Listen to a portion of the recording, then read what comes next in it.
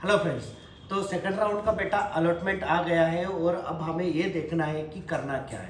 ठीक है, तो अभी सेकंड राउंड के अलॉटमेंट के बाद 3 टाइप के स्टूडेंट की कैटेगरी बनती है। ठीक है, इसके पहले मैं आपको ये बता देता हूँ कि हमने जो कट ऑफ बताया था सेकंड राउंड या मॉपअप राउंड के लिए एक्सपेक्टेड, ठीक है, जिसके ऊपर आप पेरेंट्स या फिर स्टूडेंट बहुत सारे क्वेश्चन मार्क भी कर रहे थे कि जो हम कट ऑफ बता रहे हैं वो क्या पॉसिबल है या नहीं है।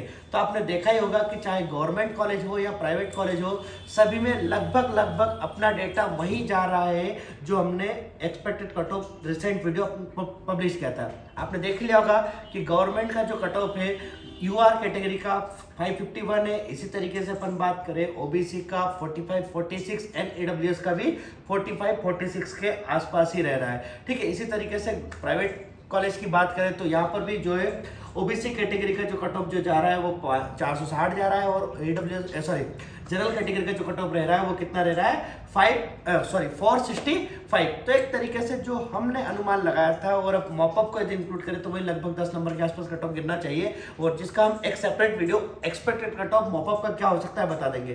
तो इसलिए हम बोल रहे थे कि जितने भी पेरेंट्स का लगातार कॉल आ रहा था और वो बोल रहे थे कि सर इतना कट ऑफ शायद ना गिर पाए, लेकिन हमने बताया था ना कि हम 1 साल के डेटा पे काम नहीं करते, कम से कम 2 से 3 साल के डेटा कंपाइल करके ही आपको बताते हैं कि कितना कट ऑफ जा सकता है। तो आपने देखा ही होगा कि लगभग जो है 20 से 25 मार्क्स के आसपास जो है स्पेशली ओबीसी और जनरल कैटेगरी में, और उसी तरीके से रिस्पेक्टिव अदर कैटेगरी में भी। एसटी में तो बिल्कुल बाउंड्री पर ही आ चुका है। ठीक है, तो सभी कैटेगरी में कट ऑफ गिरा है। तो आपको थोड़ा सा ट्रस्ट बना करके रखना पड़ेगा जिससे कि आपको सारी इंफॉर्मेशन मिलती रहे। ठीक है, तो थोड़ा सा कट ऑफ की बात हो गई कि हमने कितना प्रिडिक्ट किया था और कितना गया है, तो लगभग वही कट ऑफ रहेगा जो हमने बताया है। ठीक है, अब मॉपअप का क्या कट ऑफ हो सकता है इसका एक अलग से वीडियो 1-2 दिन में एनालाइज करके हम आपको पब्लिश कर देंगे। तो जिनको कॉलेज मिल गया है उनको हमारी तरफ से बहुत कांग्रेचुलेशन, और जिनको नहीं मिला है तो उम्मीद है कि मिल जाएगा, बाकी नहीं मिले तो भी बहुत सारे ऑप्शन होते हैं हमारे पास, देखेंगे। ठीक है, तो अब हमें कॉलेज मिला है नहीं मिला है, मतलब कि स्टूडेंट को अपग्रेडेशन हुआ है या नहीं हुआ है, अपग्रेडेशन वही कॉलेज रिटेन है या फिर एक तरीके से न्यू अलॉटमेंट हुआ है या फिर कोई अलॉटमेंट नहीं हुआ। तो 3 से 4 तरह की कैटेगरी बन रही है स्टूडेंट की, तो उसके ऊपर हमें काम करना है। तो देखते हैं कि जिनका अपग्रेडेशन नहीं हुआ वो स्टूडेंट क्या करें, जिन स्टूडेंट का अपग्रेडेशन हुआ है वो क्या करें। ठीक है, इसके साथ साथ जिनको फ्रेश अलॉटमेंट हुआ है वो स्टूडेंट क्या करें और जिनको कोई अलॉटमेंट नहीं हुआ वो क्या करें। तो 4 कैटेगरी, हम चारों कैटेगरी के स्टूडेंट को अब कल से, मतलब कि सीधी सी बात है, कल से एडमिशन प्रोसेस वगैरह स्टार्ट होगी, तो हमें एक्चुअल में करना क्या है। तो सभी पेरेंट्स ये वीडियो प्रॉपर तरीके से देखेंगे तो आपके सारे डाउट सॉल्व हो जाएंगे। इसके बाद यदि कोई डाउट हो तो आप आफ्टर 10 AM जो है कॉल कर सकते हैं या फिर मैसेज कर सकते हैं, लेकिन उम्मीद रहेगी कि या हम कोशिश करेंगे कि आपको किसी भी तरीके से हमें कॉल करने की जरूरत ना पड़े। ये जो डॉक्यूमेंट है, ऑफिशियल डॉक्यूमेंट जो है हम आपको शो कर रहे हैं और उसमें जितनी भी बातें लिखी हुई है वो आपको एक तरीके से समझा देते हैं, डिकोड कर देते हैं। ठीक है, तो अलॉटमेंट मिला है नहीं मिला है, अपग्रेडेशन हुआ है नहीं हुआ है, कॉलेज रिटेन है या कैटेगरी चेंज हुई है, क्या करना है, सबका अपन देख लेते हैं कि किस तरीके से सारी चीजें क्या रहेगी। आप ये सारे चैनल फॉलो करते रहिए जिससे कि आपको सारी इंफॉर्मेशन 1 to 1 मिलती रहेगी।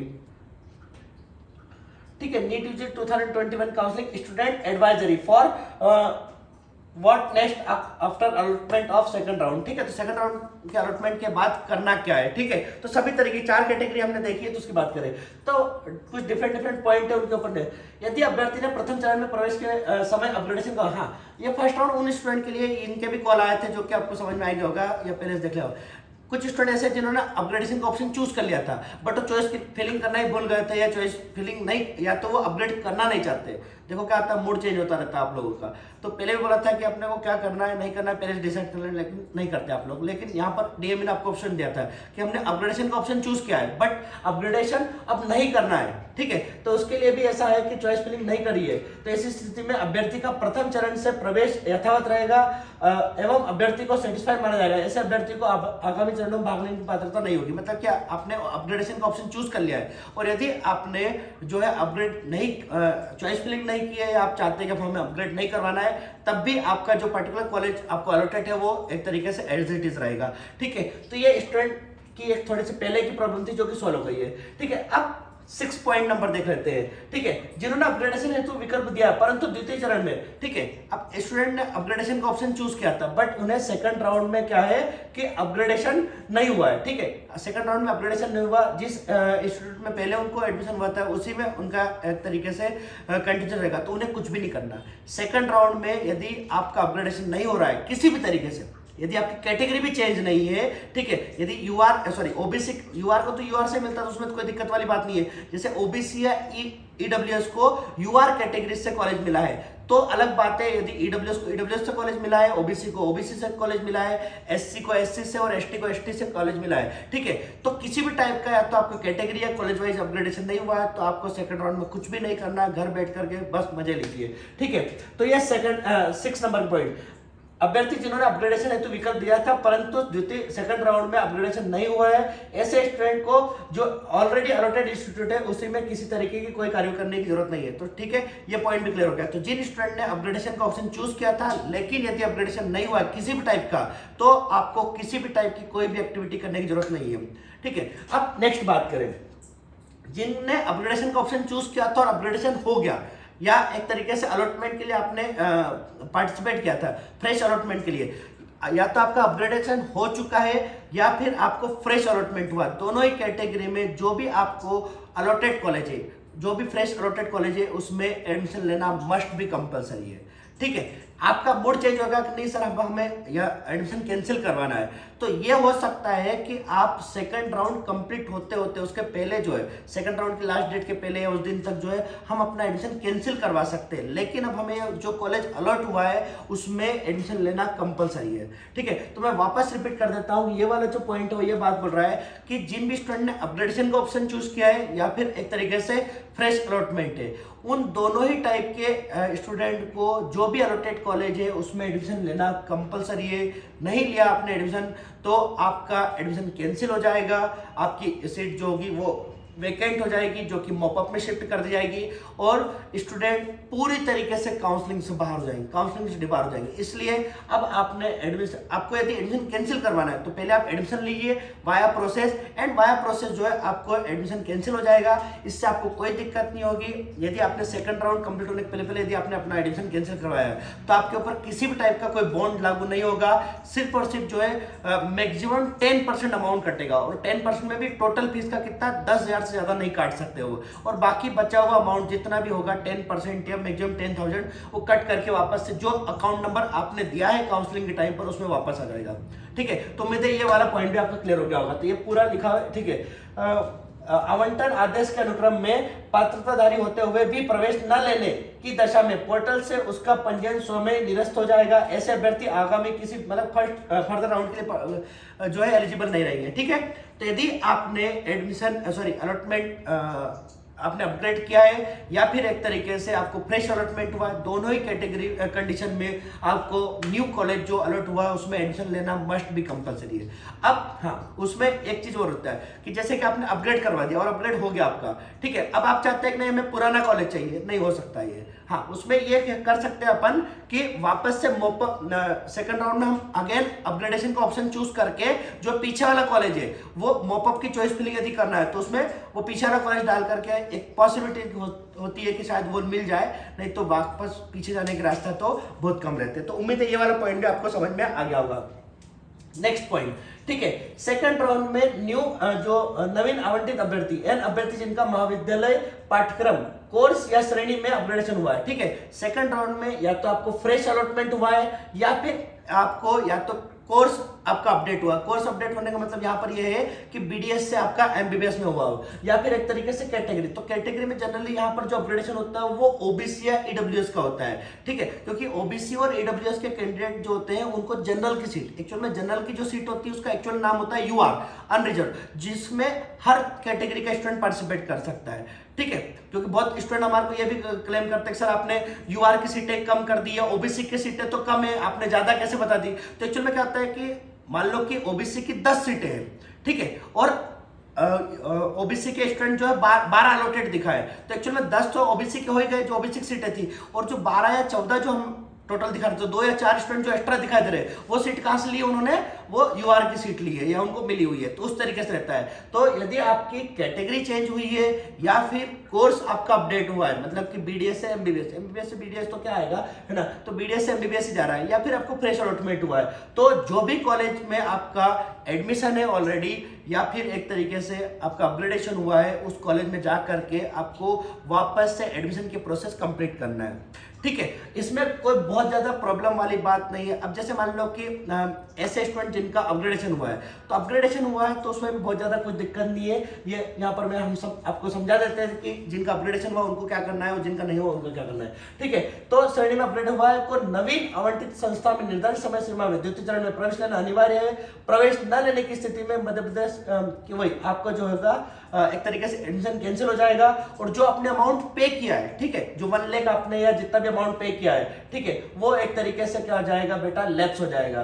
प्रथम चरण से प्रवेशी संस्था में ही द्वितीय चरण में श्रेणी में अपग्रेड होने की स्थिति में भी अभ्यर्थी को संस्था में पुनः ऑनलाइन प्रवेश प्रक्रिया पूर्ण करने पड़ेगी। मतलब कि या तो आपका फ्रेश अलॉटमेंट हुआ है या आपका कोर्स अपडेट हुआ है, मतलब कि बीडीएस से एमबीबीएस, या फिर आपकी कैटेगरी अपग्रेड हुई है, तो कुछ भी नहीं है। जो भी कॉलेज आपको रिस्पेक्टिव या तो मिला है, अलॉट हुआ है, या सीधी सी बात है जो आपको अलॉटेड कॉलेज में यदि कैटेगरी वगैरह कोर्स वगैरह चेंज हुआ है, तो वहीं जाकर के अपन को वापस से एडमिशन की प्रोसेस को कंप्लीट करना है, जो कि बहुत इजी है, कर सकते हैं बेटा, अपने को एमबीबीएस करना है। ठीक है, प्रवेश के उपरांत समय सारणी में प्रदर्शित अभ्यर्थी निर्धारित समय सीमा में त्याग पत्र देने की स्थिति में अभ्यर्थी पर नियमानुसार बंद पत्र लागू होगा।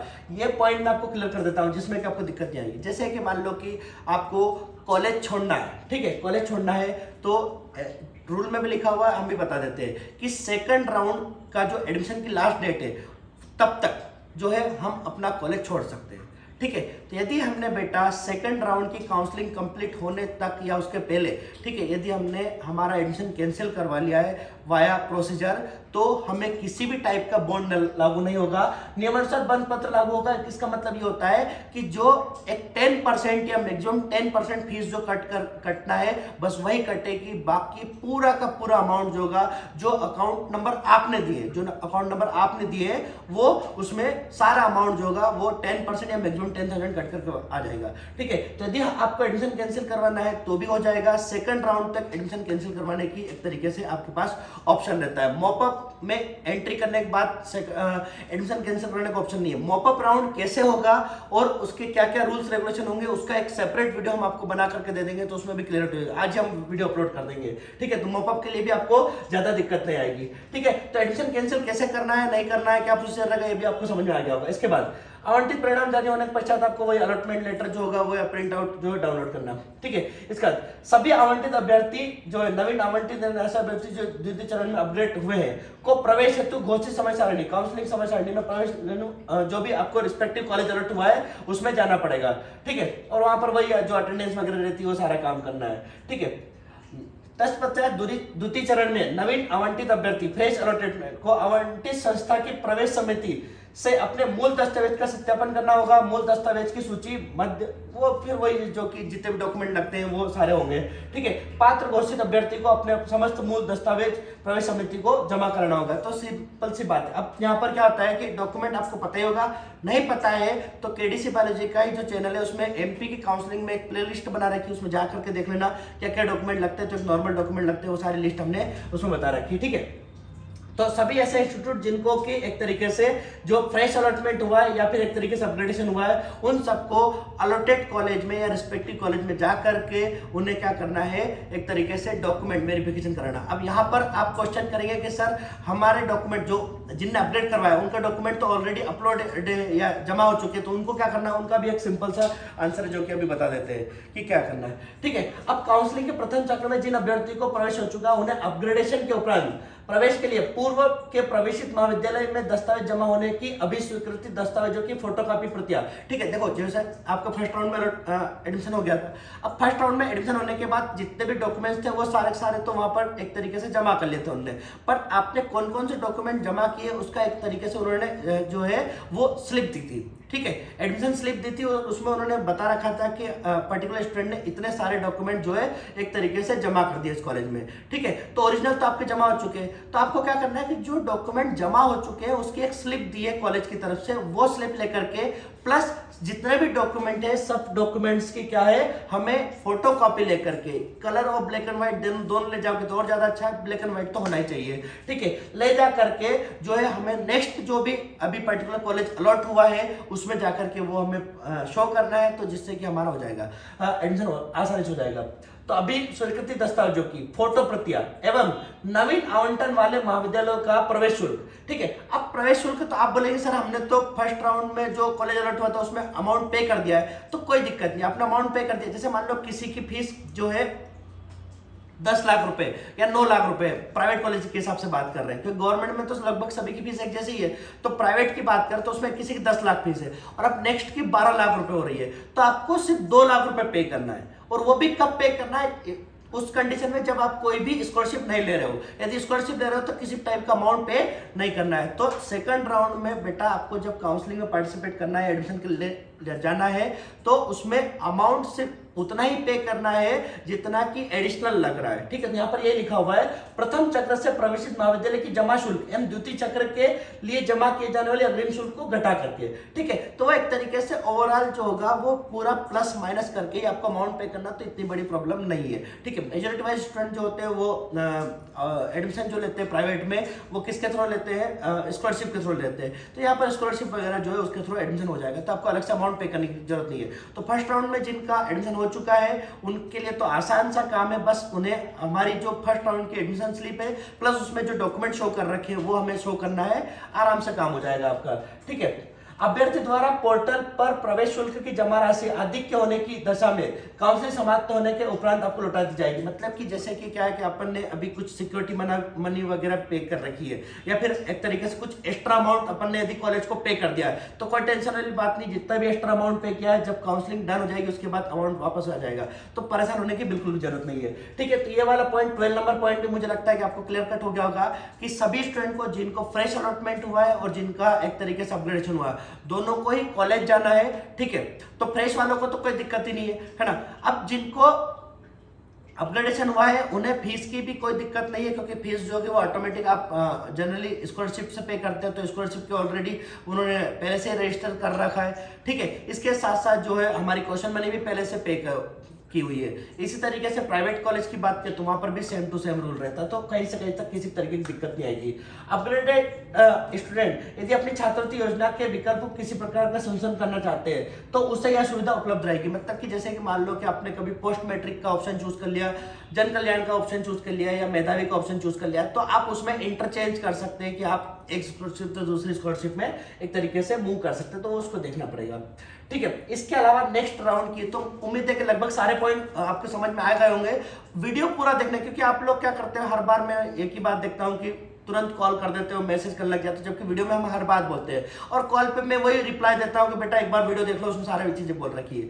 ठीक है, अब नेक्स्ट पॉइंट की बात करें, पात्र घोषित किए गए अभ्यर्थी को संस्थान का प्रवेश शुल्क, ठीक है, शासन की घोषित विभिन्न योजनाओं के अंतर्गत पात्र अभ्यर्थियों के शुल्क का समायोजन किया जाएगा। ठीक है, तो जैसे मान लो कि आपको अमाउंट पे करना है, फीस वगैरह पे करना है, तो उसमें कोई बहुत ज्यादा दिक्कत आएगी नहीं, क्योंकि यहाँ पर क्या है उन्होंने पहले से बोल रखा है कि जो भी स्कीम वगैरह चल रही है तो उसके अकॉर्डिंग आपसे पैसे लेंगे। जैसे मान लो कि गवर्नमेंट कॉलेज की फीस जो होती है वो 1 लाख रुपए होती है ना, और 12,000 रुपए के आसपास जो होती है वो क्वेश्चन मनी रहती है, तो अब आपसे वो सिर्फ और सिर्फ 1 लाख रुपए लेंगे।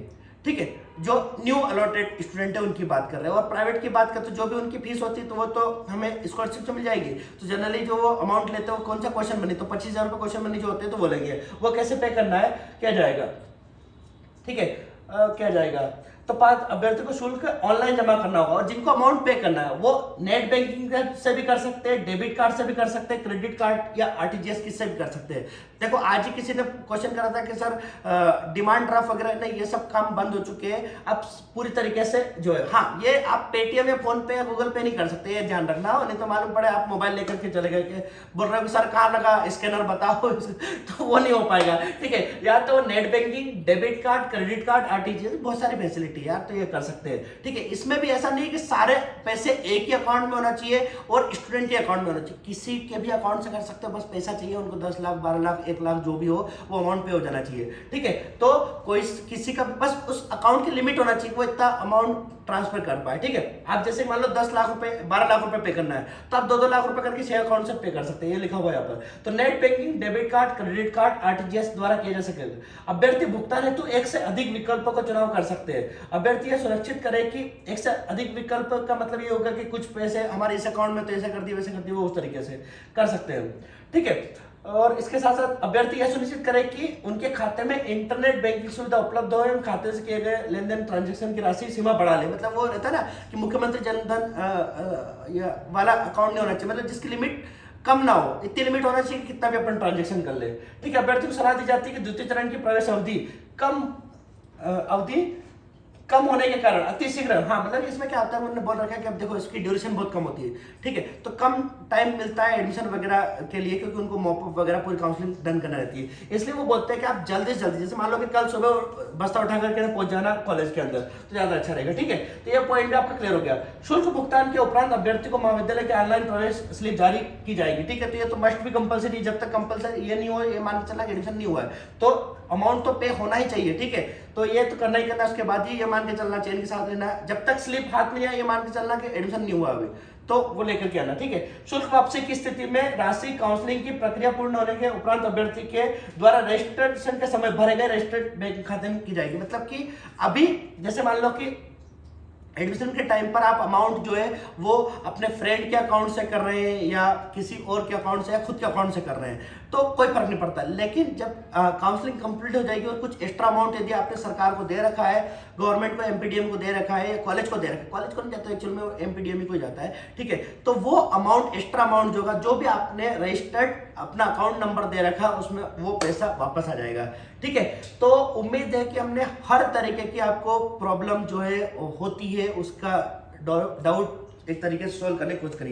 एक लास्ट डाउट जो बचता वो, candidate who are upgraded from the reserve category to unreserve category. अब जैसे मान लो कि बहुत बच्चे ऐसे, कुछ बच्चे ऐसे जिनका कॉल आया था मेरे पास कि सर हमें ओबीसी से फर्स्ट राउंड में ओबीसी से कॉलेज अलर्ट हुआ था और सेकंड राउंड में अब उनकी कैटेगरी चेंज होकर के यूआर हो गई है।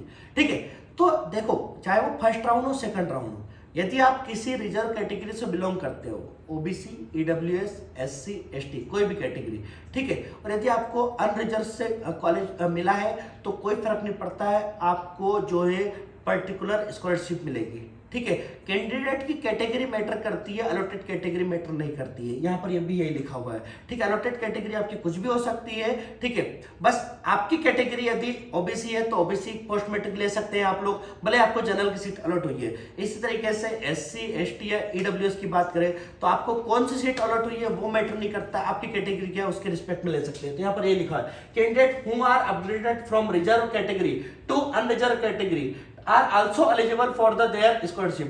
The criteria of the scholarship depend on the eligibility category.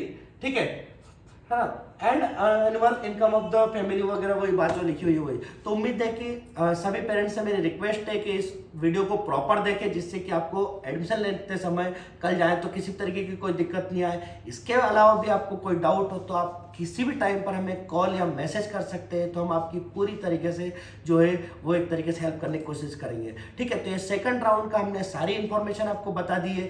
ठीक है, और कट ऑफ भी लगभग वही रहा है जो हम बात कर रहे थे। बहुत पेरेंट्स के कॉल आए थे सर इतना कट ऑफ गिर सकता नहीं गिर सकता है, तो उम्मीद है, क्योंकि अब सीधी सी बात है कि स्पेशली मेजोरिटी वाइज जो पेरेंट्स के कॉल आए थे वो प्राइवेट कॉलेज के लिए आए थे।